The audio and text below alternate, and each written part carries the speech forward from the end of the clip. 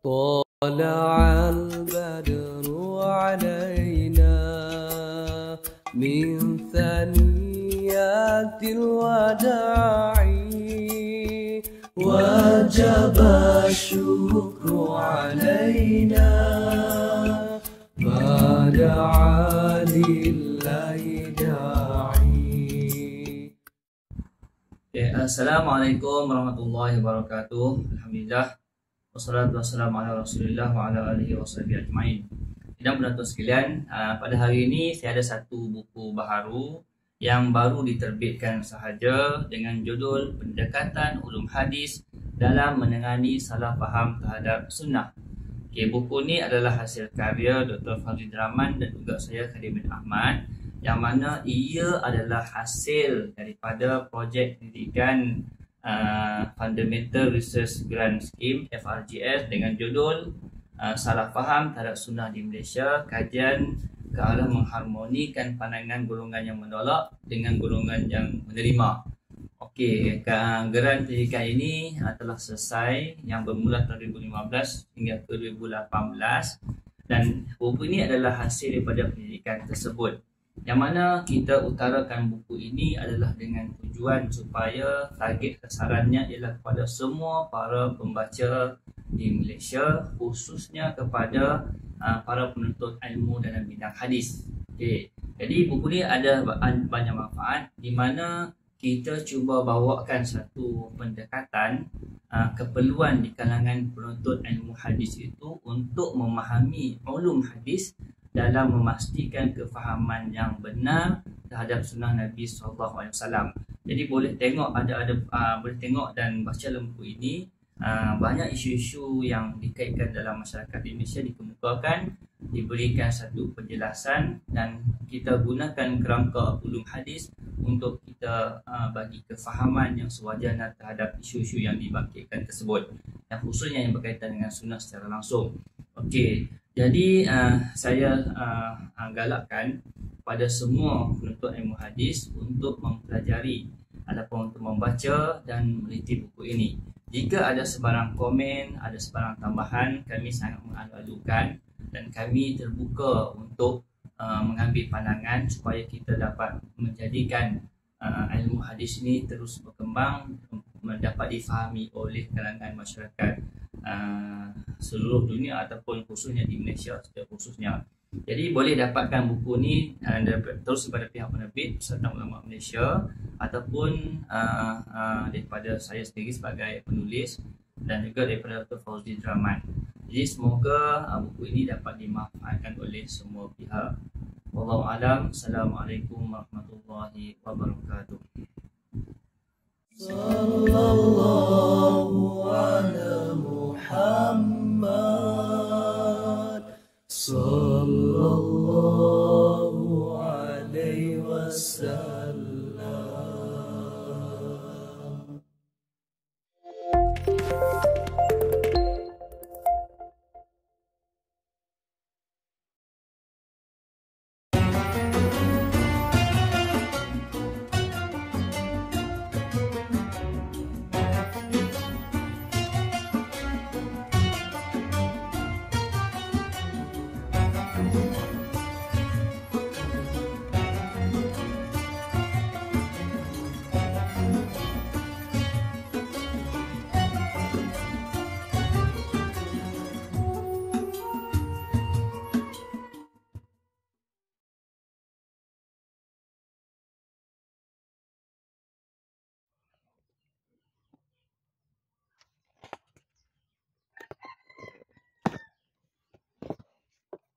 Assalamualaikum warahmatullahi wabarakatuh.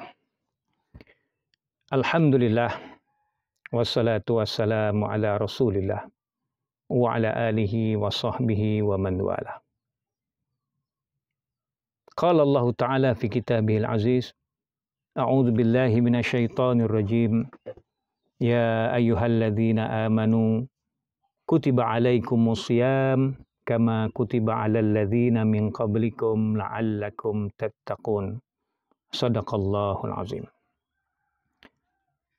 Tuan-tuan sidang penuntun yang dirahmati Allah sekalian, Alhamdulillah, kita telah berada di penghujung bulan Ramadan.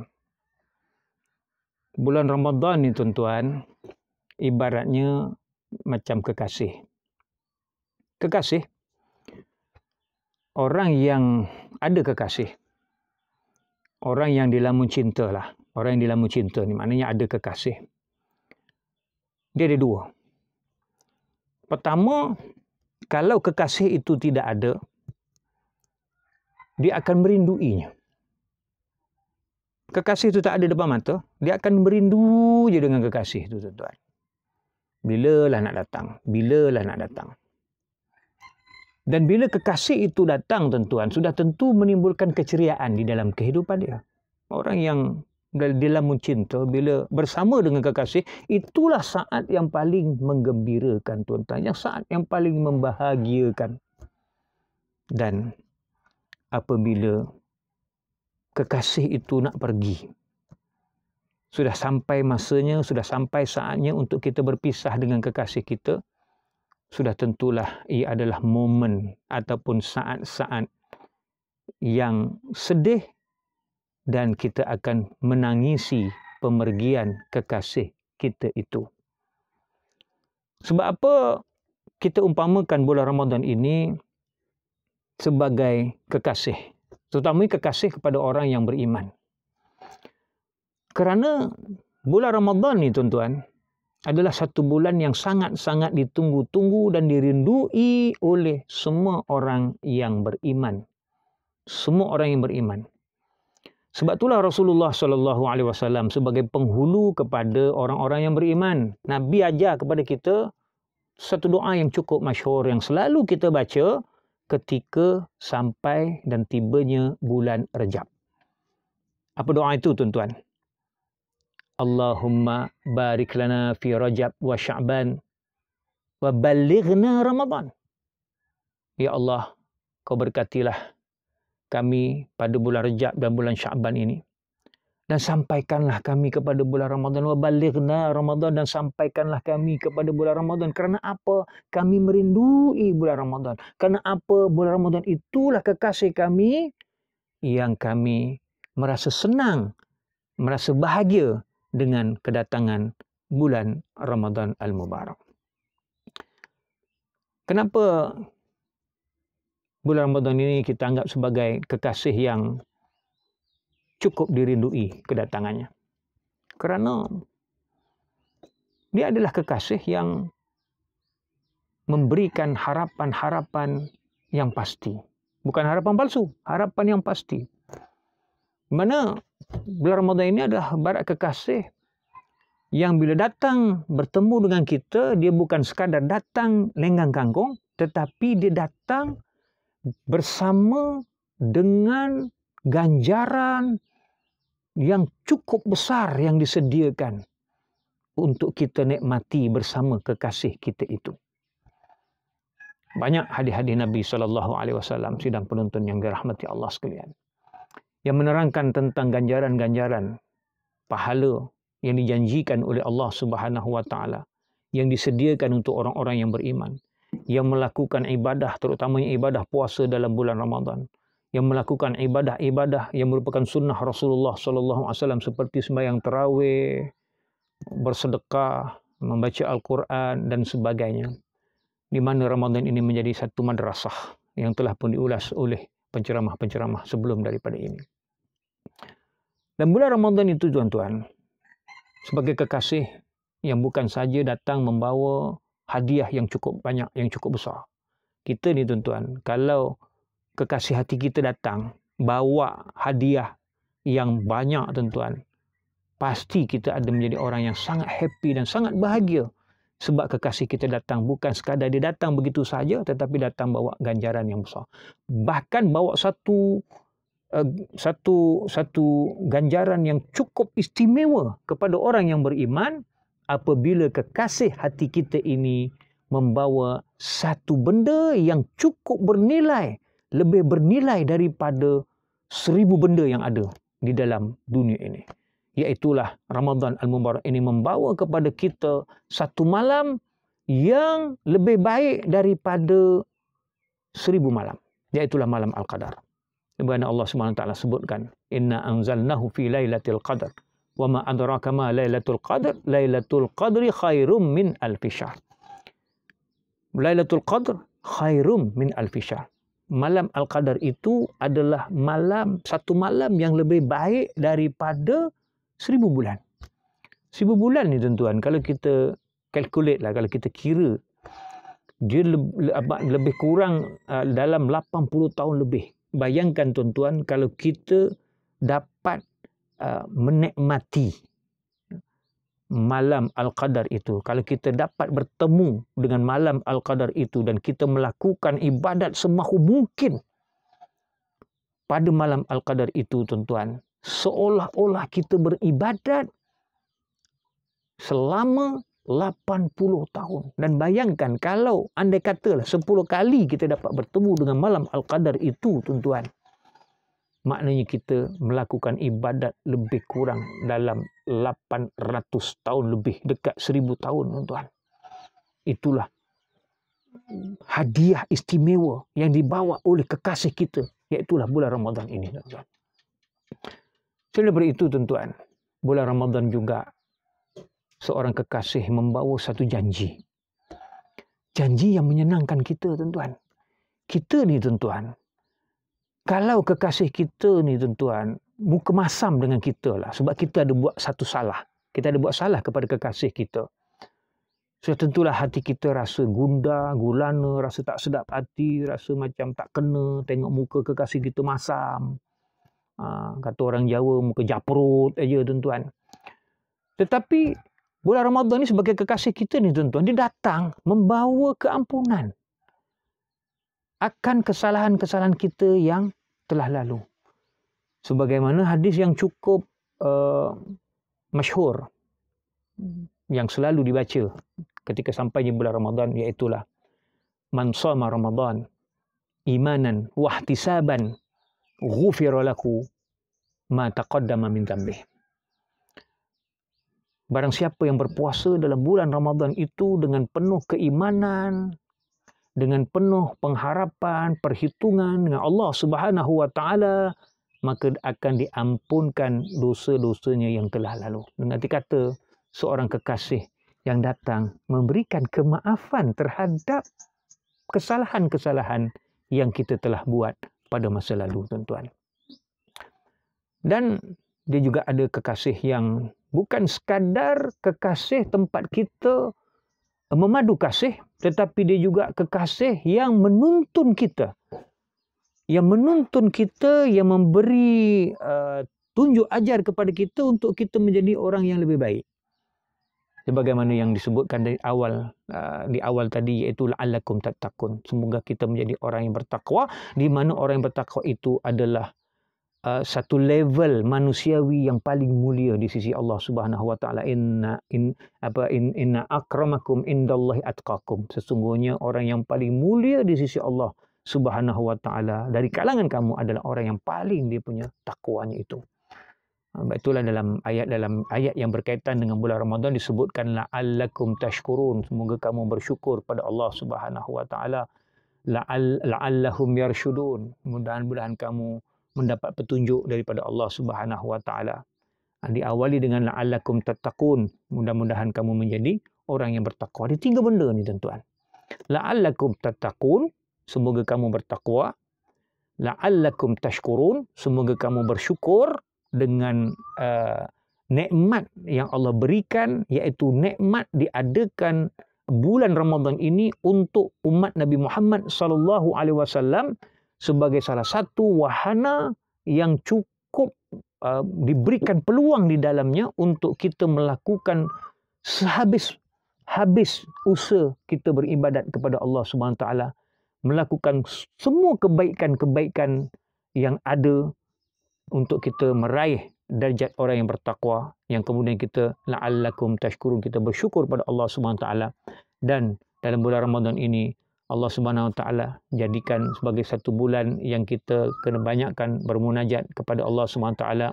Fa idza sa'alaka ibadi fa inni qarib, apabila hamba-hambaku bertanya tentang aku, maka sesungguhnya aku ini adalah dekat dengan hamba-hambaku yang beriman. Ujibu da'watad da'i idza da'an, aku menjawab, Allah SWT menjawab, menerima semua doa-doa orang-orang yang beriman yang berdoa kepada Allah Subhanahu wa taala. Falyastajibu li, tetapi nak diterimanya doa itu hendaklah kamu menyahut seruan aku, iaitu intipati takwa itu tadi, melaksanakan segala perintah Allah Subhanahu wa taala, menjauhkan segala larangan Allah Subhanahu wa taala, la'allahum yarsyudun. Mudah-mudahan dengan menyahut seruan Allah Subhanahu wa taala itu, untuk menjadi orang yang bertakwa itu menjadikan kita orang-orang yang mendapat petunjuk daripada Allah Subhanahu wa taala. Dan bulan Ramadan ini, kita sekarang ni berada di saat-saat yang terakhir. Bulan Ramadan akan meninggalkan kita. Kita akan mengucapkan selamat tinggal kekasihku Ramadan. Kerana apa?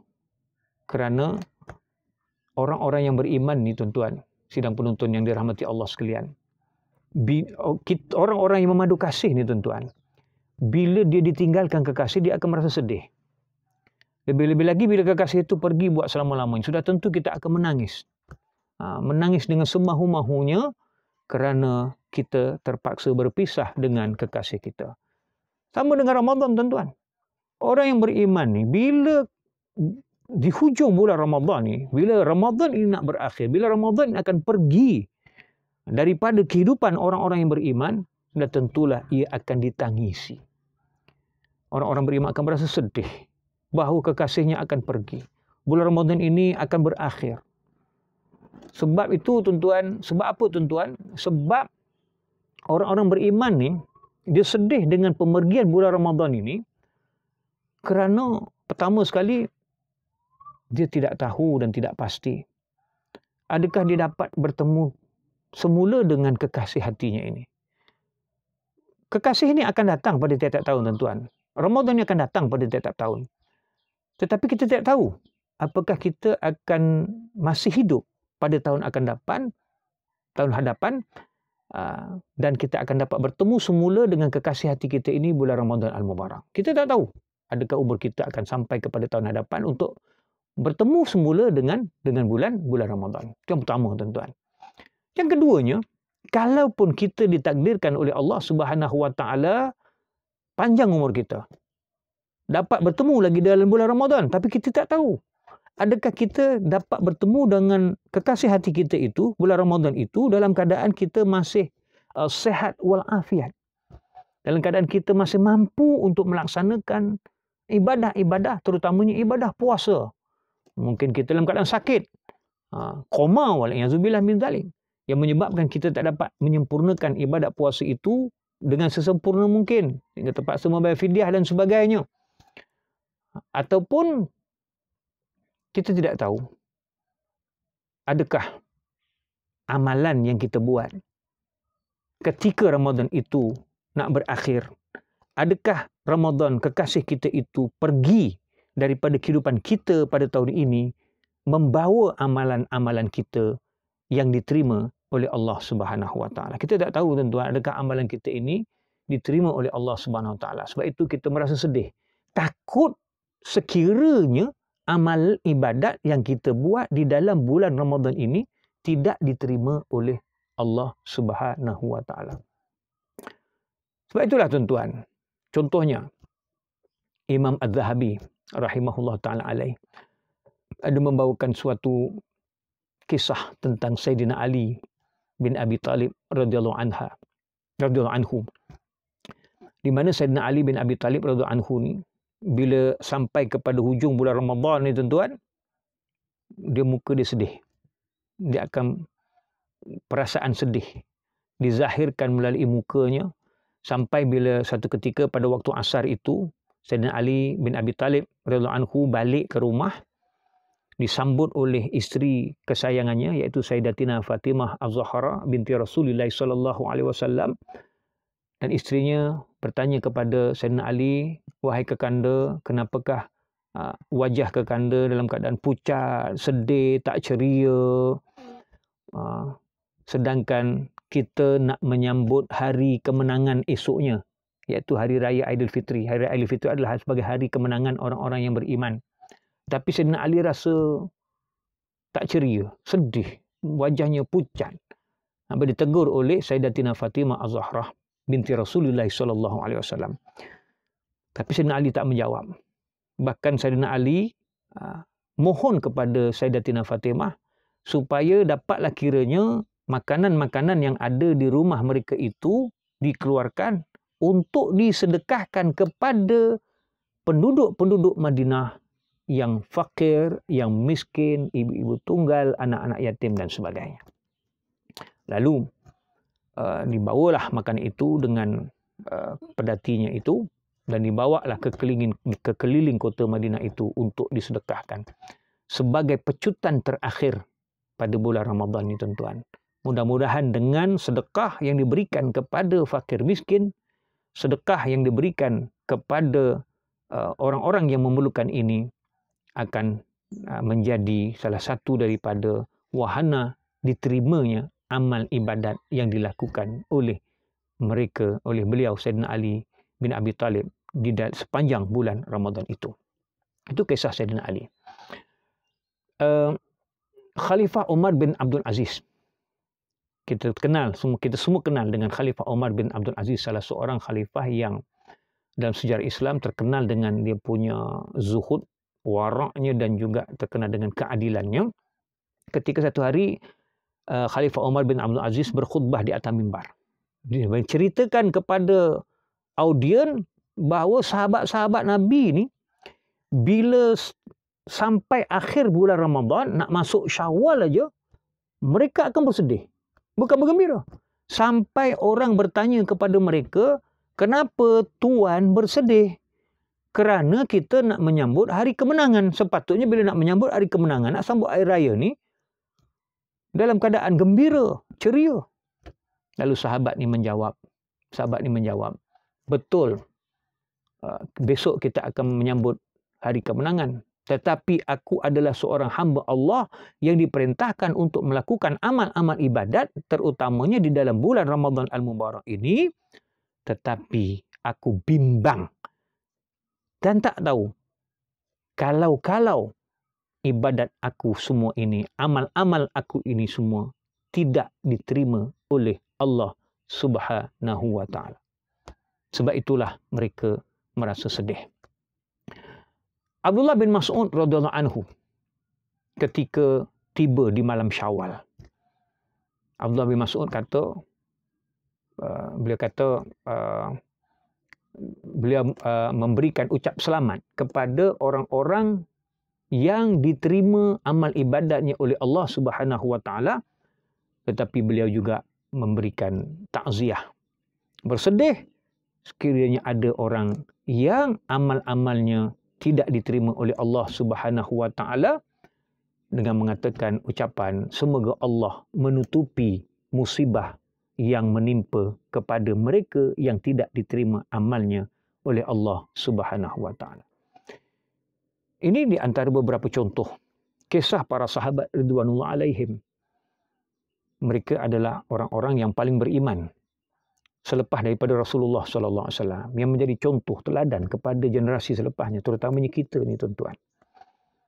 Menunjukkan bahawa apabila tiba di akhir bulan Ramadan mereka berasa sedih. Sedih kerana bulan Ramadan itu akan meninggalkan kehidupan mereka, yang mereka tidak pasti akan dapat bertemu ataupun tidak dengan bulan Ramadan akan datang. Dan mereka tidak pasti adakah bulan Ramadan akan datang yang akan mereka temui itu dalam keadaan mereka mampu lagi melakukan ibadat-ibadat seperti yang mereka lakukan pada ketika ini. Dan mereka juga tidak pasti dan bimbang kalau sekiranya amalan yang mereka buat sepanjang bulan Ramadan itu dibawa oleh kekasihnya itu dalam keadaan tidak diterima oleh Allah Subhanahu wa Ta'ala. Sidang penonton yang dirahmati Allah sekalian, akhirnya sebagai satu muhasabah kepada kita, tuan-tuan. Setiap kali bulan Ramadan, tuan-tuan, kita umat Islam di seluruh dunia akan berpuasa. Seluruh masjid di seluruh ceruk di dunia ini, masjid, surau, musalla dan sebagainya, akan mendirikan qiyam Ramadan. Bertarawih, bertadarus Quran, membaca Quran, tiap-tiap tahun umat Islam mengeluarkan zakat, bersedekah dan sebagainya. Sebab kata tiap kali sampai bulan Ramadan, maka umat Islam menjadikan bulan Ramadan ini sebagai bulan untuk berpesta ibadah. Berpesta ibadah. Matlamat sebagaimana yang disebutkan tadi, la'allakum tattaqun itu. Tetapi tuan-tuan, bertahun-tahun umat Islam berpuasa, menyambut Ramadan dengan berbagai ibadat dan sebagainya, dengan tazkirahnya lagi tuan-tuan. Tapi malangnya, kalau kita tengok indeks persepsi rasuah negara dalam dunia ini tuan-tuan, 10 top 10 negara yang paling kurang rasuah, tak ada satu pun negara Islam yang sangkut dalam top 10 negara yang paling kurang rasuah. Sebab ni bila tengok pada indeks yang bawah-bawah tuan-tuan, negara Islam ni masih banyak di dalam senarai negara-negara yang indeks persepsi rasuahnya itu agak tinggi. Bertahun-tahun kita berpuasa tuan-tuan. Bertahun-tahun umat Islam berpuasa. Seluruh dunia berpuasa tuan-tuan. Dengan pelbagai-bagai kegiatan ibadah, tazkirah dan sebagainya tuan-tuan.